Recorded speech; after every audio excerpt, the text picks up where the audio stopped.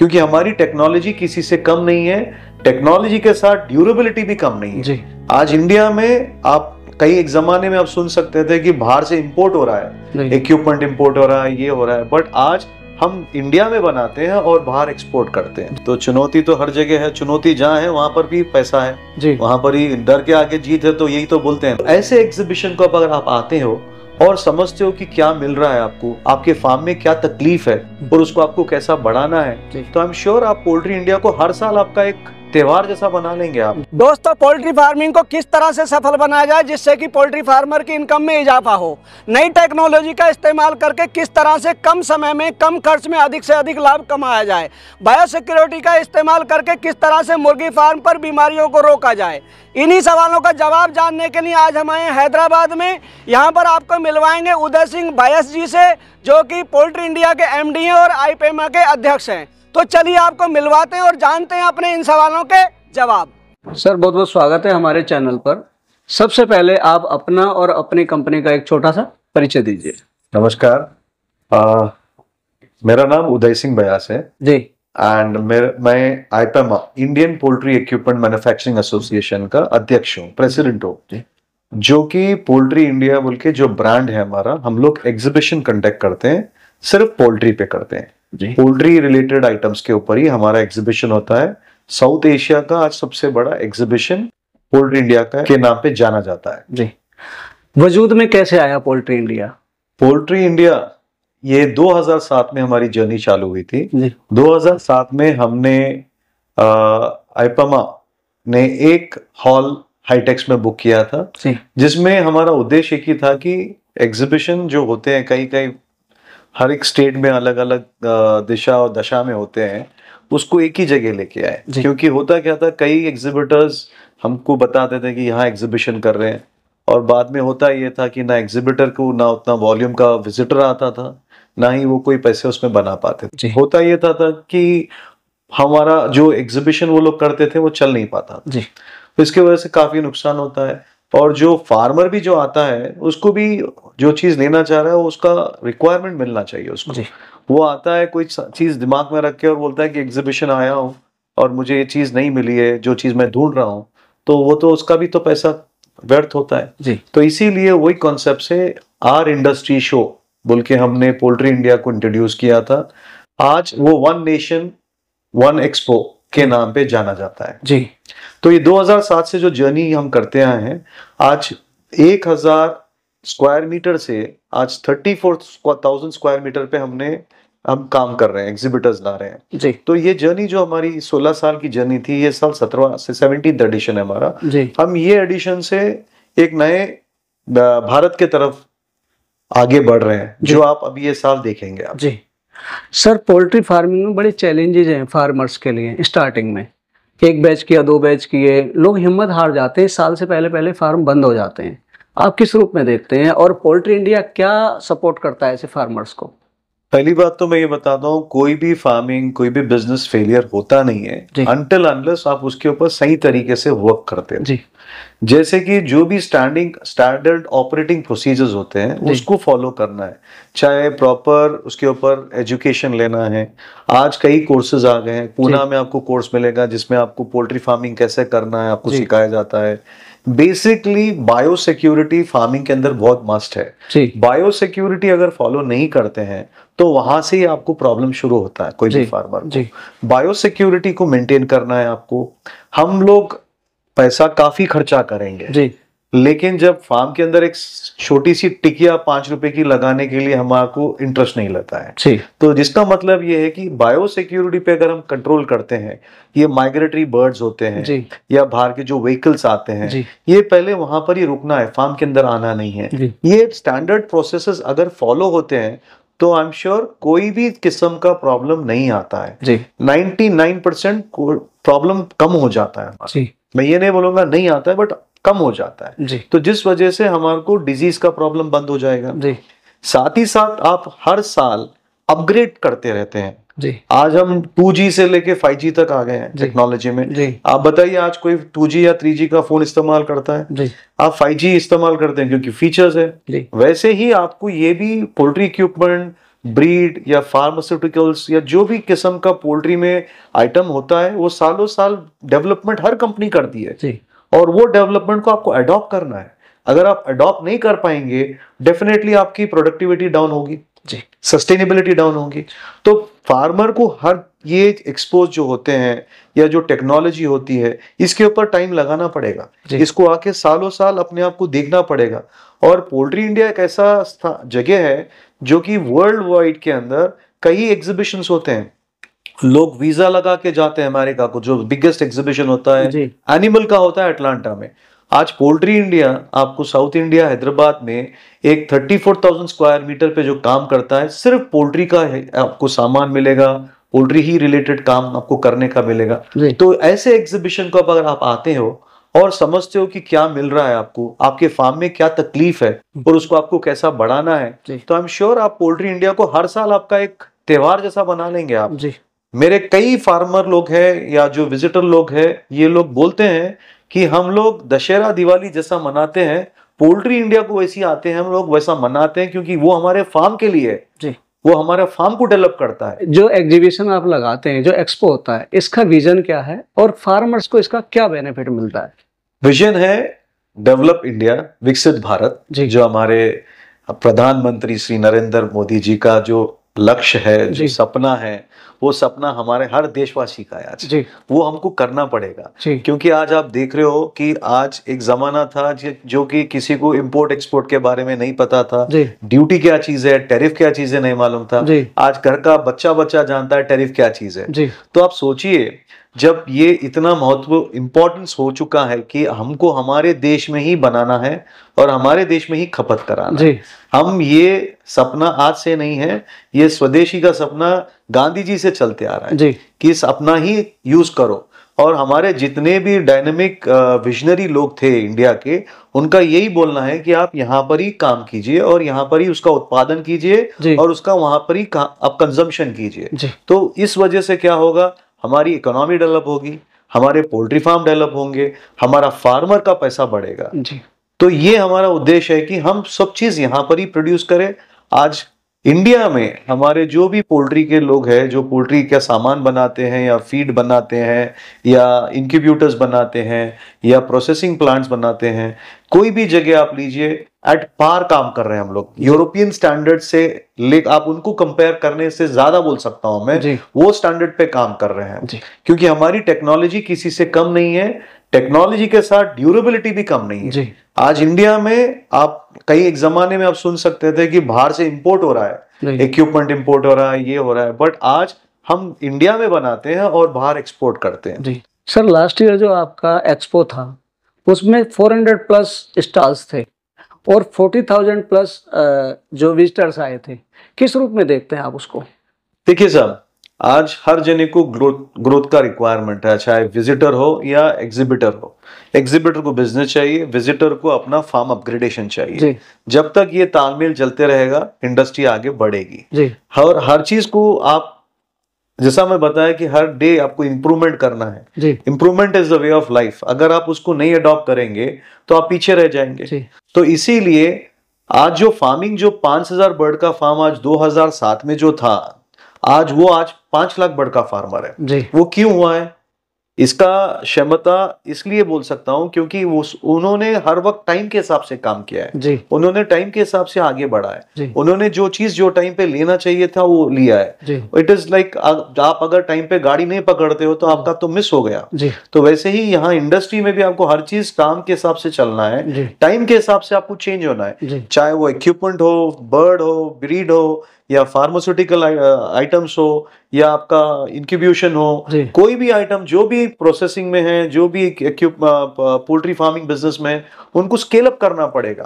आज मैं 5,000 को हूं तो कल भी 5,000 रहने का आपको, आप अगर वो वंश से काम करेंगे तो आप बढ़ नहीं पाएंगे। आपको स्केल अप करना है, 5 से 50, 50 से लाख, लाख से 2 लाख, ये बढ़ते रहना है। ये जब आएगा जब आप टेक्नोलॉजी अडॉप्ट करेंगे। जी, पोल्ट्री इंडिया का एक ध्येय है जैसे आपकी कंपनी का, 1 नेशन 1 एक्सपो, और जो हमारे प्रधानमंत्री जी हैं वो भी भारत को विकसित राष्ट्र, मेक इन इंडिया करना चाहते हैं। आपकी जो आईपेमा है इसको किस रूप में देखती है प्रधानमंत्री मोदी जी के अनुसार? आप क्या प्लानिंग कर रहे हैं? देखिए साहब, 2007 से जब हमारा विजन था जी, जब था आर इंडस्ट्री शो जी, और मैंने इंटरव्यू के पहले भी बताया कि हम लोग एक एग्जीबिशन एक एक्सपो के ही प्लान में थे, क्योंकि यहाँ पर राष्ट्र जब ही बढ़ेगा, राष्ट्र जब ही आगे बढ़ेगा, फार्मर जब ही आगे बढ़ेगा जब सब एक सीमित होके एक ही समय का डिसीजन लेते हैं और इकट्ठे चलते हैं। तो हमारा भी मंशा ये है कि हम फार्मर को एक ही जगह पे हर चीज वो लाके दे ताकि वो डिसीजन आराम से ले पाए। और ये जो एग्जीबिशन है ये काफी अच्छे रेप्यूटेड कंपनीज का एग्जीबिशन है और काफी बाहर के देश से कंपनीज आते हैं, हमारे देश के लोग आते हैं, जो यहाँ पर टेक्नोलॉजी ट्रांसफर होता है, जो यहाँ पर जॉइंट वेंचर्स होते हैं, जो यहाँ पर स्टूडेंट हो या वेटनरियन हो या इंडस्ट्री स्टेक होल्डर हो या फार्मर हो, ये सब लोगों का एक संगठन है यहाँ पर। ये लोग सब ये दिन को मिलते हैं और उनको चाहिए सो चीज वो लोग समझते हैं कि ये हमारा इंटरेस्ट है, हमको हमारे फार्म में ये टाइम ये बढ़ाना है या आने वाले 5 साल के बाद ये बढ़ाना है। यहाँ पर जो भी आएगा पोल्ट्री इंडिया को, वो खो के नहीं जाएगा, वो पा के जाएगा, वो कमा के जाएगा, नॉलेज कमा के जाएगा। वो ये समझ पे आएगा कि ये साल मैं नहीं करा, अगले साल तो मैं खरीदूंगा, अगले साल तो मेरे फार्म को मैं बढ़ाऊंगा। तो पोल्ट्री इंडिया हर चीज वो सोच के करता है कि हम हमारे जो लोगों को हम स्टॉल देते हैं, हम ये देखते हैं कि ये लोग पोल्ट्री से काम करते हैं या नहीं करते हैं। तो हम वो भी कोशिश करते हैं कि ये सिर्फ पोल्ट्री पे ही रहा जाए, ताकि फार्मर आता है तो हम पोल्ट्री फार्मर को बुलाते हैं, हम कोई और फार्मर को नहीं बुलाते हैं इसमें। तो पोल्ट्री फार्मर जब यहाँ आता है तो उसको ये समझ में आता है ये मेरा एग्जीबिशन है, ये मुझे मिलेगा यहाँ पर, तो ये हम 1 से 10 कंपनी से मिलेगा तो आगे बढ़ेगा। बोले तो all poultry solution under one roof, one stop solution poultry India. जी अच्छा सर, जो नए फार्मर या पोल्ट्री में आना चाहते हैं, क्या गवर्नमेंट उनको कोई लोन या सब्सिडी भी प्रोवाइड कराती है? ये देखिए साहब, ये स्टेट टू स्टेट डिफर होता है। जैसा आज यूपी है, उड़ीसा है, बिहार है, ऐसे कई स्टेट्स है जो अभी पोल्ट्री में आगे नहीं है, ये अभी पोल्ट्री को डेवलप कर रहे हैं। तो आज ऐसा हो गया है कि जहां पर एक जमाना था कि प्रोडक्शन सेंटर एक रहता था, कंजम्पशन सेंटर एक रहता था, जैसा तेलंगाना आंध्रा, जब ये कंबाइंड स्टेट था आंध्रा, तो यहां से अंडा जाता था यूपी और कई स्टेट्स को, उड़ीसा एंड ऑल दैट।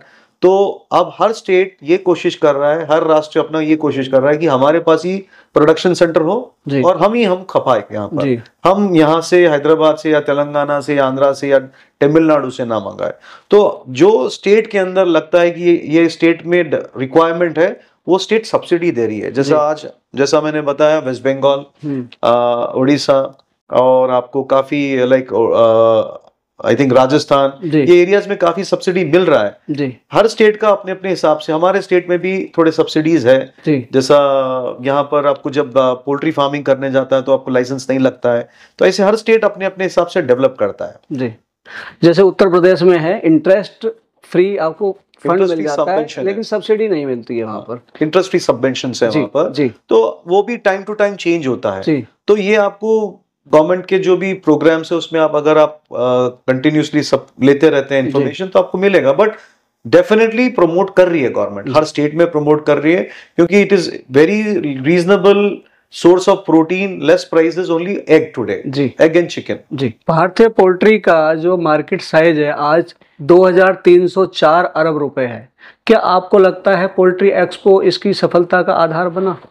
देखिए साहब, सफलता I should give to our own self, जो हम अपने आप को अपग्रेड करने के लिए आते हैं। अब उसका फायदा उठाना काम है एग्जिबिटर का और विजिटर का। डेफिनेटली ये प्लेटफॉर्म आगे परफॉर्म करता है और ये प्लेटफॉर्म से लोग सीख के जाते हैं और यहाँ से काफी बिजनेस भी लेके जाते हैं। तो डेफिनेटली हर साल जो डेवलपमेंट होता है और कोई भी ट्रेड फेयर शो जो होता है उसमें आदमी सीखता है और उसके हिसाब से वो अपना डिसीजन लेता है, क्योंकि जो चीज दिखती है वो बिकती है और जो चीज दिखती नहीं है वो बिकती भी नहीं। तो ये मेरे हिसाब से तो डेफिनेटली लोग फार्मर इसका डेफिनेटली फायदा उठाते हैं एग्जीबिशन का, और इस हिसाब से अपने आप को आगे भी बढ़ाते हैं। जी, बोले तो वो उसको इम्प्लीमेंट करते हैं अपनी फार्मिंग में और उससे फायदा उठाते हैं। बिल्कुल। आजकल पोल्ट्री बिजनेस में विदेशी भागीदारी बढ़ रही है, और आईपेमा उसको किस तरह से स्थिरता और आगे ले जाने के लिए कार्य कर रहा है? देखिए, हमारा जो प्लेटफॉर्म है ये नेटवर्किंग प्लेटफॉर्म है। यहाँ पर देश विदेश के कंपनी भी आते हैं और अपना वो एक्सपर्टीज, टेक्निकल एडवाइसेस देते हैं, इक्विपमेंट, मशीनरी या फीड फॉर्मुलेशन, इसके ऊपर सब पे काम करते हैं ये लोग। अब जो उसके साथ बनना चाहते हैं, जॉइंट वेंचर करना चाहते हैं, उसके लिए तो अपने पास पॉलिसीज है इंडिया में काम करने के लिए। तो ये मन से लोग एक दूसरे के साथ जुड़ते भी हैं, बट मोस्टली जो हमारे जो भी लोगों का मेंबर का हो या इंडियन कंपनीज का है, 99% उनका एक ही आइडिया रहता है कि स्वदेशी ही माल बनना है और बिकना है। तो ये टेक्नोलॉजी ट्रांसफर तो होगा ही होगा, तो इसके हिसाब से तो काम करना ही है हमारे को। तो डेफिनेटली इसके अंदर सहयोग एग्जीबिशन का बराबर रहता है। अच्छा सर, आजकल पोल्ट्री बिजनेस नए आने वाले लोगों के लिए कितना लाभदायक है? क्या चुनौतियां हैं? चुनौती तो हर बिजनेस में है जी, चाहे आप गाड़ी खरीदो या पोल्ट्री फार्म डालो, चुनौती तो है हर जगह। गाड़ी लेंगे तो रोड पे चुनौती है, पोल्ट्री फार्म डालेंगे तो चलाने में चुनौती है। तो चुनौती तो हर जगह है। चुनौती जहाँ है वहां पर भी पैसा है, वहां पर ही डर के आगे जीत है, तो यही तो बोलते हैं ना। इसी हिसाब से आपको ये जो प्लेटफॉर्म है ये हर नए एंटरप्रेन्योर के लिए ओपन है। ये सीख के जो काम करता है वो डेफिनेटली आगे बढ़ता है। आज साउथ के अंदर काफी मैंने देखा है आईटी के काफी लोग, आईटी के जो लोग अपना आईटी छोड़ के, बिजनेसेस छोड़ के पोल्ट्री फार्मिंग में आए हैं। कई लोग आप देख रहे हैं गोट्री में आए हैं, कई लोग फिशरी में आए हैं। ये तो आप खुद देखते हैं आप लोग, तो ये कई सक्सेस स्टोरीज है। तो ये लोग जो काम करते हैं इसको पहले स्टडी करते हैं, इसका रिक्वायरमेंट क्या है, इसके कैसा इसको आगे बढ़ाना है, इसके ऊपर फिजिबिलिटी देखते हैं और आगे बढ़ते हैं। तो इसके अंदर इट इज ओपन, ये आप नए एंटरप्रेन्योर हो या आप इन्वेस्टर हो, ये वन स्टॉप आपके लिए बहुत अच्छा बिजनेस है। और इसमें आप ये मैं इसलिए बोल सकता हूँ क्योंकि 7 से 8% का ग्रोथ है आज चिकन एंड एग इंडस्ट्री में। नॉन स्टॉप ग्रोथ चल ही रहा है। कहीं ऐसा कौन सा इंडस्ट्री में 7 to 8% ग्रोथ बताएंगे आप? और इसमें पूरा ये जो काम करते हैं सिर्फ हमारे एंटरप्रेन्योर्स ही करते हैं, और हम लोग खुद, ये एक ऐसा इंडस्ट्री है जहां पर गवर्नमेंट कोई ज्यादा सपोर्ट भी नहीं करता है, फिर भी हमारा ग्रोथ रेट बहुत अच्छा है। अच्छा सर, मुर्गी पालन के लिए कुछ भ्रांतियां हैं, जैसे कि व्हाइट और जो ब्राउन एग होता है उसमें फर्क होता है, क्या कहेंगे इस बारे में? व्हाइट एंड ब्राउन दोनों एक ही किस्म का प्रोटीन लेवल रहता है, उसमें कोई अंतर नहीं होता है। ये बर्ड ब्रीड डिफरेंट रहती है। ब्राउन बर्ड से ब्राउन अंडा आता है, व्हाइट बर्ड से व्हाइट अंडा आता है, बट प्रोटीन वैल्यू सेम रहता है। उसमें कोई चांसेस नहीं होते हैं कि ये कम है या ये अच्छा है या बुरा, दोनों सेम चीज है। अंडा ये पोल्ट्री का। तो this is where it is. So happily, चाहे ब्राउन हो या व्हाइट हो, आप अंडा कंज्यूम कर सकते हैं एंड चिकन कंज्यूम कर सकते हैं। ब्राउन एंड व्हाइट एग का जो प्राइसिंग है बेसिकली ऑलमोस्ट द सेम रहता है। कई जगह चेंज होता है, depend on company to company होता है वो, तो वो हमारा कंट्रोल नहीं होता है। वो कंपनी जो प्रोड्यूस करती है उस हिसाब से क्लेम करती है। रहती है बात, आज आप इंडिया का कंजम्पशन देखिए पर एनम पर हेड, आज हमारा 103 है। कोविड के टाइम पे 70 था, कोविड आने से पहले। आज कोविड आने के बाद लोगों में कंजम्पशन ऑफ एग बढ़ा है, जो कि 103 पे आया है। 103 या 104 अंडा पर एनम हमारे देश में। और वही आप दूसरे देश से कंपेयर करते हो, जैसा छोटे से देश जो जापान को कंपेयर करते हो, तो 330 अंडे हैं उनके जो कंजम्पशन करता है आदमी। तो ये इतना बड़ा गैप है हमारे कंट्री में। तो ये गैप को फुलफिल करना है। ये फुलफिल करेंगे तो ही हमारा देश स्ट्रांग होगा। हमारे पास जो आज कई रूरल जगहों पे जो एनालिसिस किया गया है हेल्थ डिपार्टमेंट से, ये मालूम हुआ कि हमारा जो यूथ है वो बॉडी वेट उसका काफी कम रहने की वजह से हेल्दी नहीं रहता है। तो ये हेल्थ के लिए consciously egg and chicken is must. और सबसे सस्ता प्रोटीन आज अंडा है। अंडे का प्राइस आज 5 या 6 रुपए इंडिया में बिकता है। आप यही अगर दूसरे देशों से कंपेयर करेंगे तो कोई देश में 20 रुपए है, कोई देश में 25 रुपए है, कोई देश में 30 रुपए भी है। तो आप इमेजिन करो हमारा इंडियन फार्मर इतना मेहनत करके इतना अच्छा आउटपुट दे रहा है और देश के सेवा में हमारे देश के इंडियन पोल्ट्री फार्मर्स लगे हैं, तो हमारा कंट्री भी, हमारा यूथ, हमारा हर किस्म का जो जनरेशन का आदमी है, अंडे को अपना लोकल डाइट बना के उसको कंज्यूम करना और उसके हिसाब से हेल्दी रहना। अच्छा सर, पोल्ट्री इंडिया एक्सपो जो होता है, ये छोटे फार्मर्स या मीडियम फार्मर्स को जो ज्वाइन करते हैं उनको कैसे फायदा पहुंचाता है और किस तरह से ये उनको सपोर्ट करता है? ये एग्जीबिशन बेसिकली छोटे फार्मर या बड़े फार्मर ऐसा कुछ नहीं है, हर किस्म का, हर रेंज का फार्मर इधर आ सकता है।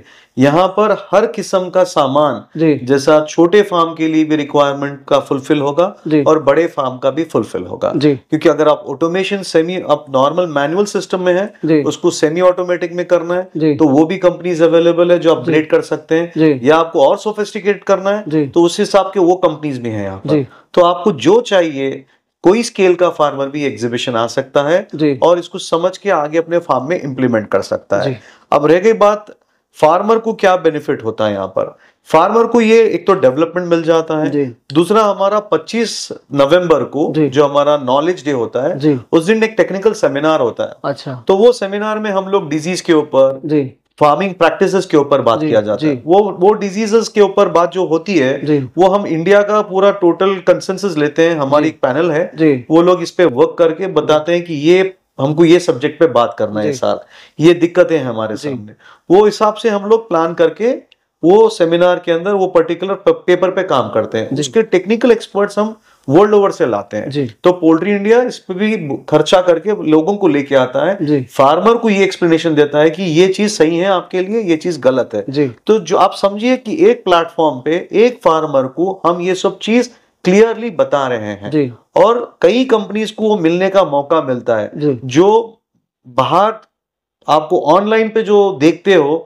वो तो सिर्फ देखना है, यहाँ तो आपको महसूस करना है। तो जो आप यहाँ देखेंगे वो आपको वही मिलेगा वहां पर। तो दिस इज व्हाट ये फार्मर अपने पास लेके जा सकता है और कई फार्मर से मिलता है, कई स्टेक होल्डर से मिलता है, डॉक्टर से मिलता है, वेटनरियन से मिलता है। तो नॉलेज जब एक्सचेंज होता है तो फार्मर के लिए तो बहुत बड़ा टेक अवे है। जी।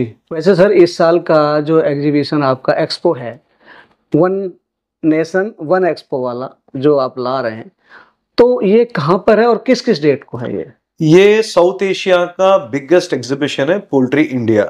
25 नवंबर को हैदराबाद हाईटेक्स में यहाँ पर HICC में नॉलेज डे होता है, जो एक दिन का टेक्निकल सेमिनार होता है।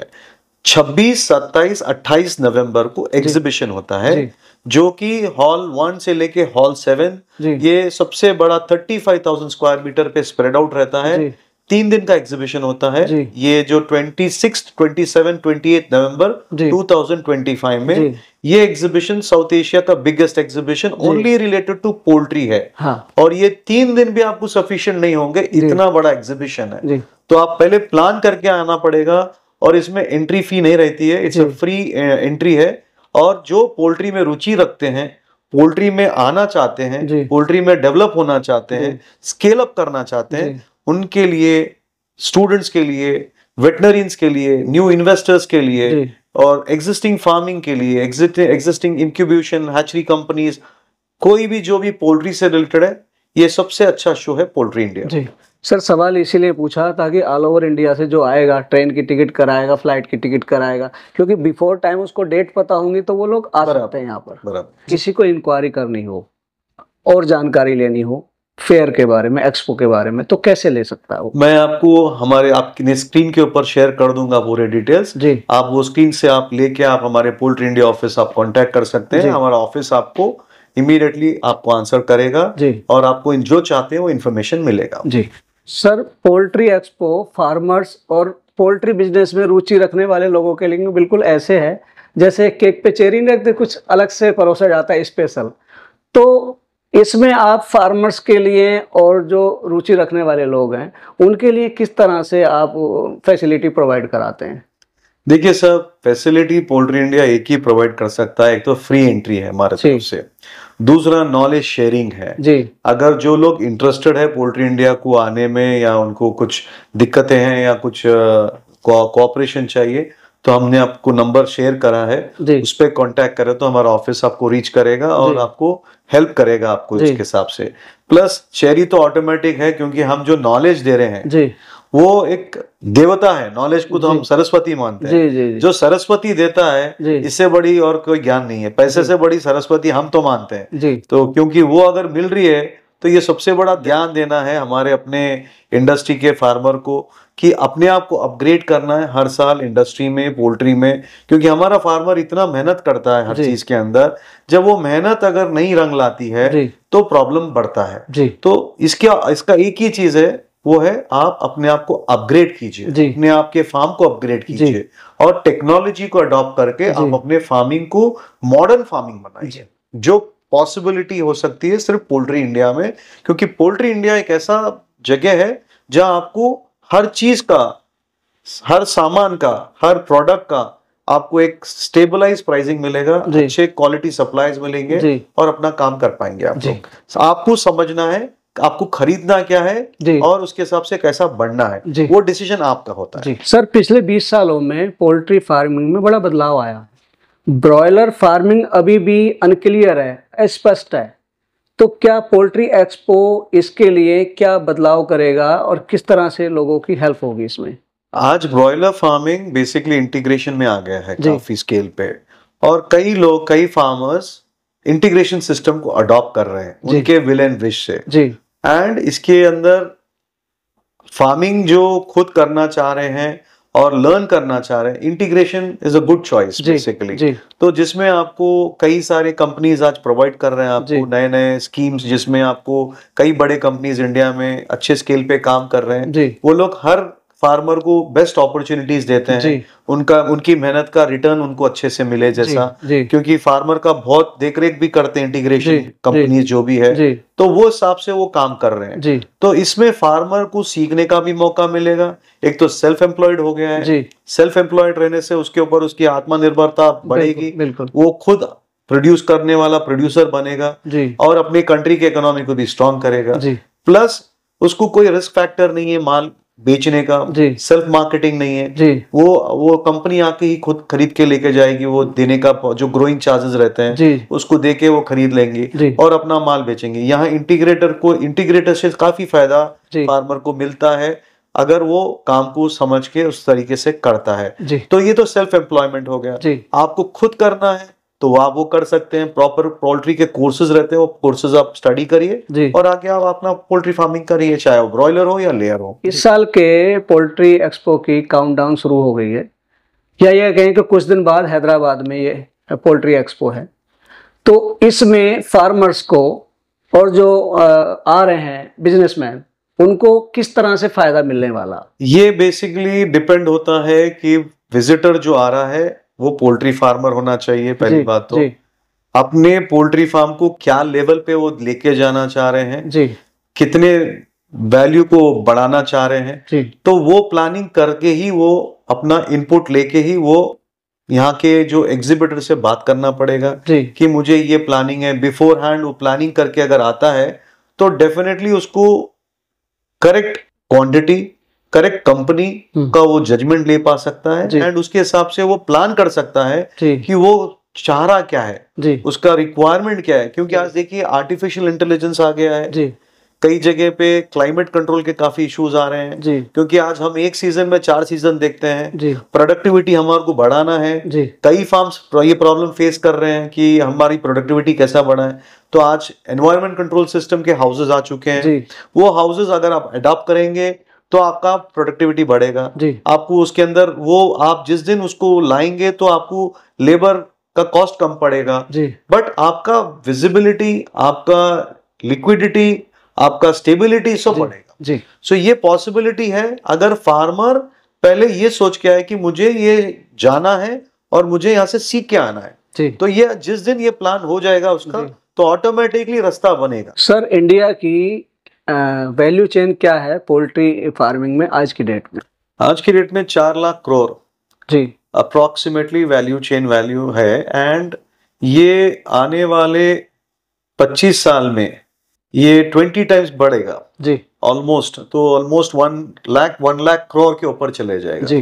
तो ये इसके जो प्रोजेक्शन है विकसित भारत के हिसाब से हम लोग जो सोच रहे हैं ये लेवल पे जाएगी इंडस्ट्री। तो ग्रोथ जैसा आप देख रहे हो कि 7 to 8% कंटिन्यूस ग्रोथ बता रहा है पोल्ट्री में, तो इस हिसाब से ये चेन का कंसिडरेशन करके हम लोग एक्सपेक्ट कर रहे हैं। तो दोस्तों पोल्ट्री एक हॉबी है, अगर आप में शौक है पोल्ट्री के लिए तो उसमें आप जरूर कामयाब होंगे और एक बहुत अच्छी अपॉर्चुनिटी, एक बहुत अच्छा अवसर आपके सामने है। हैदराबाद में जल्दी ही, जैसा कि सर ने बताया, ये एग्जीबिशन स्टार्ट होने वाला है, आप इसका लाभ उठा सकते हैं।